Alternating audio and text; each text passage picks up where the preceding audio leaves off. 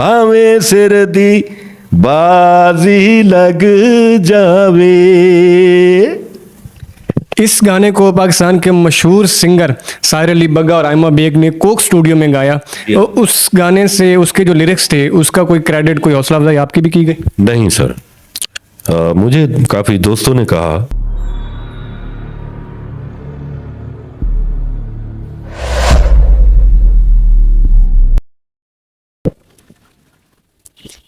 अस्सलाम वालेकुम, मैं हूं अमरीज हैदर और आप देख रहे हैं डॉट पाकिस्तान टीवी। नाज़रीन, आपने मशहूर गाना सुना होगा, साकू ढोल मनावना है भावें सिर दी बाजी लग जावे, साकू यार मनावना है भावें सिर दी बाजी लग जावे। इस गाने के मशहूर शायर एक बशीर मुल्तानी हमारे साथ मौजूद हैं, जो आज तंग दस्ती और कसम पुरसी की ज़िंदगी गुजार रहे हैं। हालांकि उन्होंने सराइकी अदब को बहुत फ़रोग दिया, अपनी शायरी से सराइकी अदब को तक़वियत दी। आइए उनकी कहानी उन्हीं की ज़ुबानी जानते हैं कि वो आज इस कसम पुरसी की हालत में क्यों हैं। अस्सलाम वालेकुम सर। वालेकुम अस्सलाम। सर क्या हाल है? जी अल्हम्दुलिल्लाह करम। सर, इस तरह की ज़िंदगी आप क्यों गुजार रहे हैं, इसकी वजह क्या है? हालांकि आपने कई किताबें लिखी और सराइकी शायरी को आपने बहुत फ़रोग दी और आपने बड़े मशहूर गाने लिखे, इसकी क्या वजह है इस हालात की? इसकी वजह ये है कि हमारा जो माशरा है ना, काफ़ी सारे लोग ऐसे हैं कि जो हकदार हैं उनकी मदद की जाए, हुकूमत करे और इदारे करें और सारा सिस्टम है। यहाँ ग्रुपबाजी चल रही है, जिसका मुझे दुख है, अंतहाई दुख है कि जो ग्रुप के लोग हैं उनके, भले वो शायर नहीं हैं, किसी शोबे से भी हैं, तो ये लोग उनको अपना सब तामन करते हैं।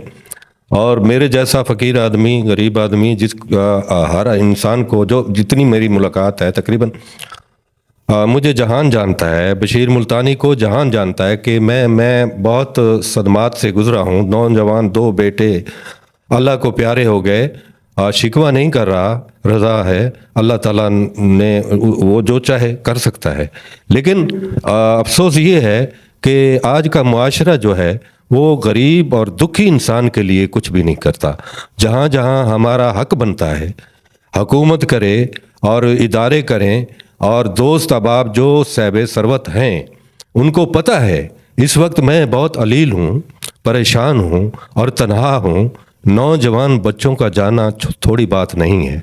अल्लाह पे राज़ी हूँ, लेकिन मैं ये समझता हूँ, मेरे ज़हन में भी ये सवाल आता है, काफ़ी दफ़ा मैं बात कह चुका हूँ कि जो दोस्त अहबाब हैं और जो जानने वाले हैं मेरे काम को तो जानते हैं, लेकिन उन्होंने कभी मेरा पूछा नहीं। जिन लोगों को इंट्रोड्यूस करवाया वो तक कभी भी वो मेरे दर पर नहीं आए, मुझे फ़ोन नहीं किया।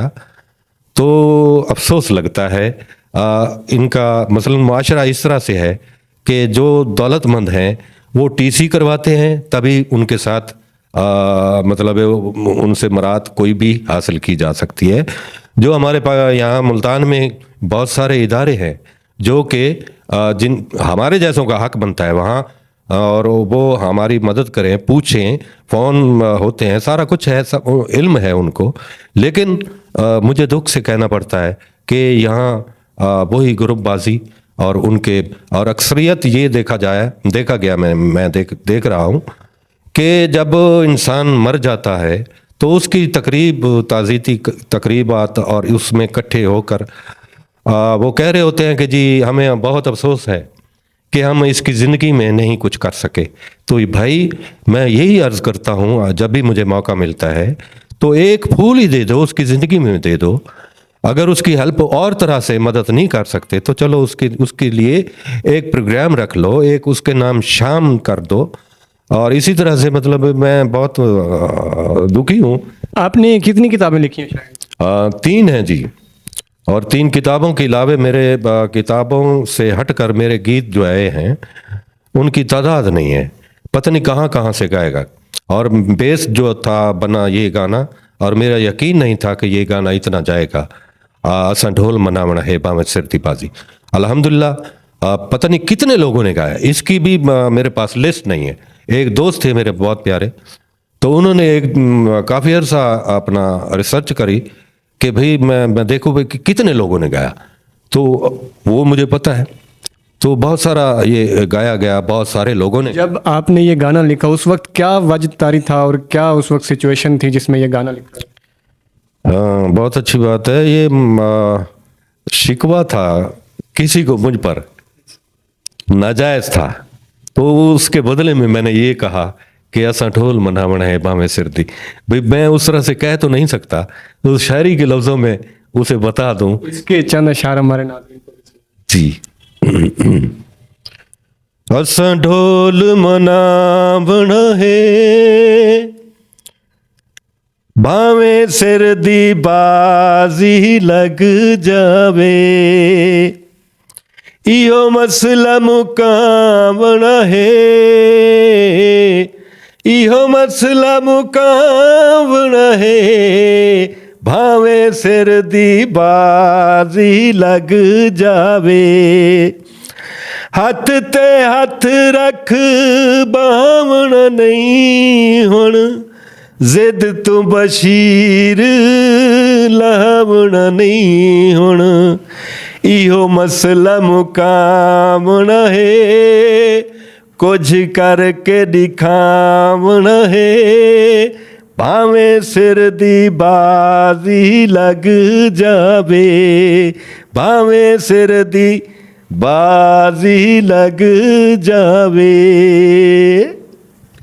इस गाने को पाकिस्तान के मशहूर सिंगर साहिर अली बग्गा और आयमा बेग ने कोक स्टूडियो में गाया। और उस गाने से उसके जो लिरिक्स थे उसका कोई क्रेडिट, कोई हौसला अफजाई आपकी भी की गई? नहीं सर, मुझे काफ़ी दोस्तों ने कहा, मैं हर दफ़ा ये सवाल किया जाता है मेरे साथ, तो मैंने कहा कि भाई मैं अब केस करूं, ये करूं, वो करूं, वो क्या देंगे।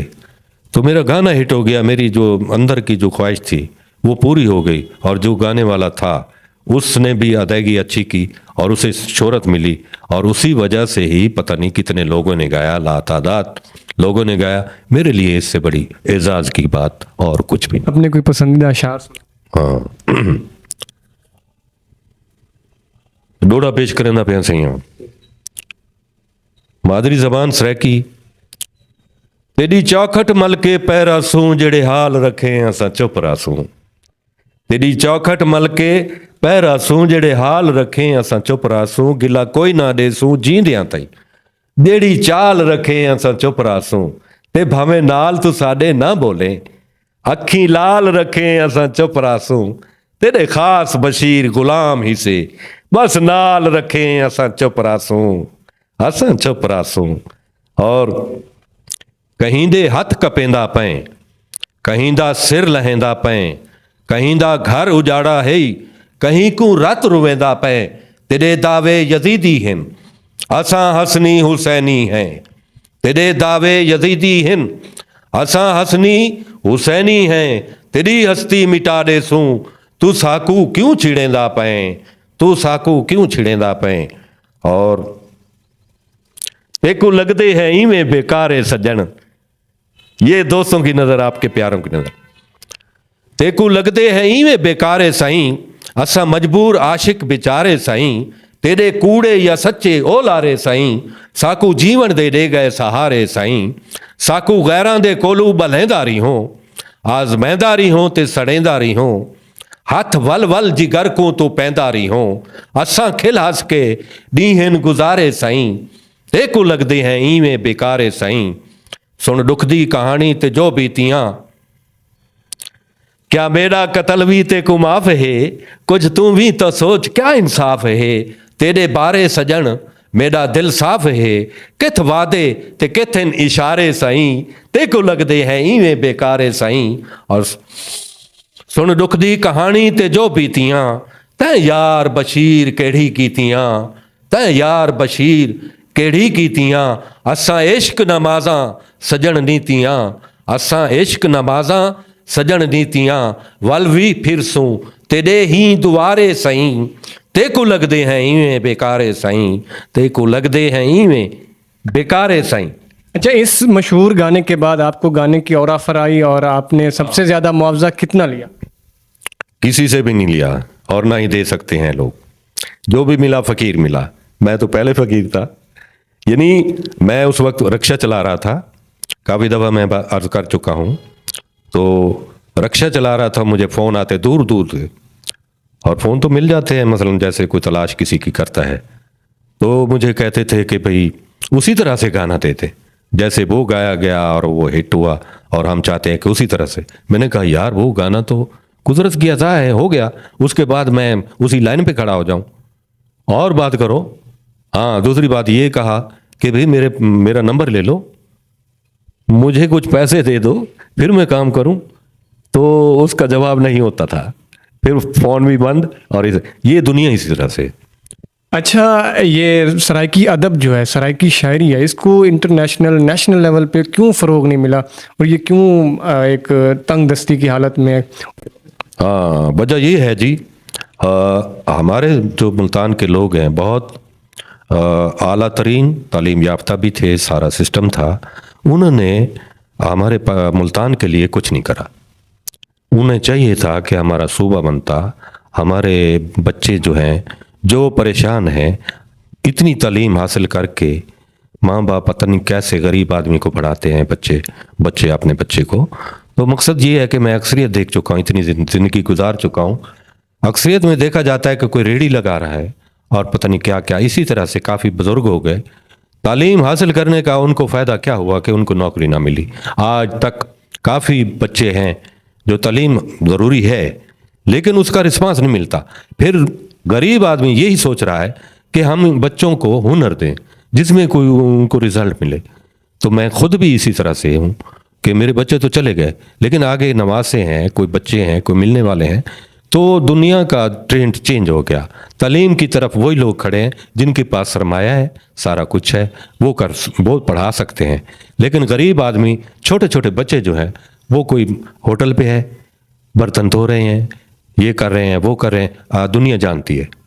तो वजह यही है कि ये इसका अफसोस है। अफसोस के साथ ही कह रहा हूँ कि हमारे जो बड़े हैं, जिम्मेदार हैं, अच्छे अच्छे अहदों पर हैं, तो उन्हें हमारे पाकिस्तान मुल्तान के लिए ख़ुसूसन सोचना चाहिए और पूरे पाकिस्तान के लिए सोचना चाहिए। जो वहाँ वादे करते हैं हमारे साथ, जब वोट लेने आते हैं तो क्या क्या बातें करते हैं। इस दफ़ा तो वो सामने नहीं आए, इस दफ़ा तो ज़्यादातर लोग सामने नहीं आए, लेकिन मैं आपकी वजह से दे रहा हूँ, उनकी वजह से दे रहा हूँ, ये काम हुआ है। अच्छा, आखिर में कोई अपने चाहने वालों के लिए पसंदीदा गज़ल, कोई अशार? मैं तो एक कथा पेश करूंगा, उसके बाद चाहे तो गाने के दो बोल अर्ज करता हूं। मेरा मैसेज हर दफ़ा यही होता है, जो पढ़े लिखे हजरात हैं, ज़्यादातर हैं, भले कुछ भी गवा लेते, भले कुछ भी गवा लेते, उसे अपना बना लेते, भले कुछ भी गवा लेते, उसे अपना बना लेते, वो मिलता क्यों रकीबों से, वो रूठा था मना लेते। मनाने का फन आना चाहिए। और मैंने यही गाना भी इसी तरह से लिखा था कि मनाना है। यहाँ तो थोड़ी सी बात होती है तो रूठ जाते हैं लोग। तो एक गाने का स्थाई मुखड़ा पेश कर रहा हूँ। रोटी खवावा के मैं चूरी खवावा, हो रोटी खवावा के मैं चूरी खवावा, आ ढोलावे ते कुबहिते समावा, आ ढोलावे ते कुबहिते समावा, रोटी खवावा के मैं चूरी खवावा, चूरी खवावा। तो नाज़रीन, ये थे बशीर मुल्तानी, जो सराइकी अदब के शायर भी हैं और अदीब भी हैं, राइटर भी हैं। इनकी कहानी, इनकी ज़ुबानी सुनिए। आप अपनी क्या राय रखते हैं, राय का इज़हार कमेंट्स बॉक्स में कीजिएगा। चैनल को ज़रूर सब्सक्राइब कीजिएगा। अल्लाह हाफिज़।